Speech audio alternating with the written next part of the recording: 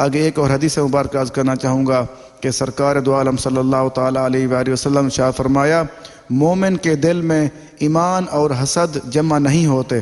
سبحان اللہ، دیکھو کتنا پیارا شاہ فرما دیا آپ نے، فرما دیا جو مومن ہے اس کے دل میں حسد جمع نہیں ہو سکتا، کیونکہ اس کی وضاحت یہ ہے، اگر کسی انسان کے اندر اللہ نہ کرے یہ حسد کی بیماری ہے، جو وہ سمجھ لیں یا تو وہ مومن نہیں ہے، یا اس کے اگر مومن ہے تو اس کے اندر ایمان اور حسد، مومن کے دل میں ایمان اور حسد جمع نہیں ہوتے۔ مطلب ایک ہی جگہ پہ اگر کوئی بندہ مومن ہے اس کے دل میں ایمان ہوگا، اگر اللہ نہ کرے کوئی انسان منافق ہے اس کے اندر، جس کے اندر حسد ہے اس کے اندر یہ ایمان نہیں ہوگا۔ اس کا وضاحت یہ ہے، وہ یہ فرما دیا کہ ایمان اور حسد جمع نہیں ہوتے، کیونکہ ایک چیز ایک جگہ پہ رہ سکتی ہے۔ اگر کسی انسان کے اندر یہ چیز حسد موجود ہے، وہ سمجھ لینا چاہیے، اگر اللہ نہ کرے کسی ہمارے بھائی کے یا کسی ہم میں سے کسی انسان کے اندر یہ بیماری پائی جا رہی ہے، اس کو یہ چیز سوچ لینی چاہیے، اگر کسی انسان کے اندر حسد ہے تو سمجھ لے ایمان چلا گیا ہے۔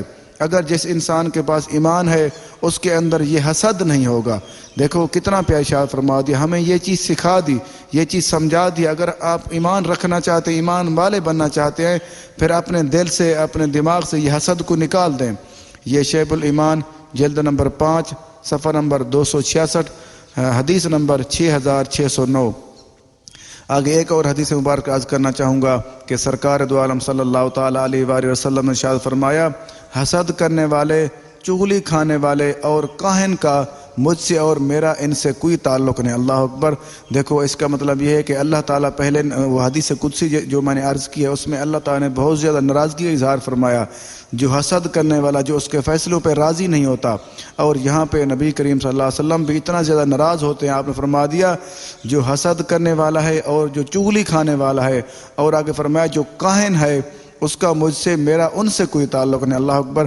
اگر کسی انسان کے اندر یہ بیماریاں موجود ہیں، وہ سمجھ لیں اللہ کے نبی کی امت سے بیزار ہے، کیونکہ وہ اللہ کے نبی اس کو بیزار کر رہے ہیں، اس کو اپنی امت سے بھی نکال رہے ہیں، کیونکہ آپ نے یہ بھی فرما دیا وہ مجھ سے، اس کا میرا تعلق کوئی نہیں ہے، نہ اس کے ساتھ میرا تعلق ہے، نہ میرا اس کے ساتھ تعلق ہے، نہ اس کا میرے ساتھ ہے۔ اس کا مطلب یہ ہے کہ اللہ کے نبی اس کو اپنی امت سے بھی محروم کر رہے ہیں، کہ ہمیں یہ چیز سوچنا چاہیے۔ جو انسان حسد کرتا ہے، لوگوں سے نفرت کرتا ہے، نفرت سے مراد یہ ہے کہ وہ ان سے چھن جانے کی توقع رکھتا ہے، اور آگے فرمایا جو انسان چغل خیر چغلیاں کرتا ہے، اور آگے فرمایا جو کاہن ہوتے ہیں وہ جادو وغیرہ کرنے والے، اگر کوئی انسان کاہن ہے اس کا بھی نبی کریم صلی اللہ علیہ وسلم کی امت سے کوئی تعلق نہیں ہے۔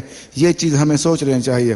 یہ مجمع الزوائد کتاب الادب حدیث نمبر 13126۔